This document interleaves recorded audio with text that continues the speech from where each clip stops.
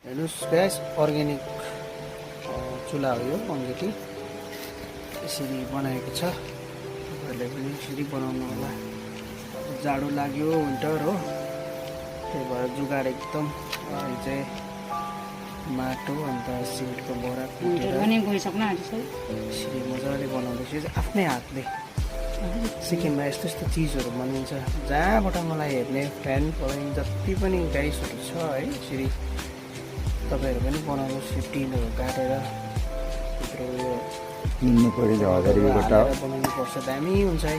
अब यो फाइनल हुँदैछ, यो चाहिँ अब घुमाएर भित्रबाट चाहिँ यसरी बकेटहरू राखेर अब यो निकाल्दैछ। निकाल्नुहोस्, फाइनल भयो।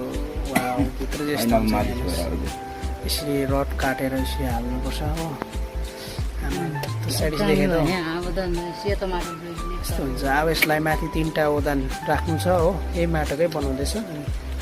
यसको चाहिँ यहाँ मुनि यसरी झर्छ, खरानी झर्छ। यहाँ माथि चाहिँ यो जालीमाथि चाहिँ कोइला राख्छ हो, यहाँ मुनिबाट चाहिँ टक्कैसँगले झरेर चाहिँ कोइला खरानीहरू अब टाउको बनिँदैछ गाइस।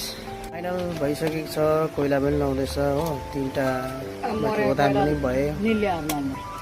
यसरी जुगाडै जुगाड छ। अब यसको खरानी चाहिँ यहाँ मुनि झर्छ, यहाँ मुनि पनि माटो लगाएर पुगिसकेको छ।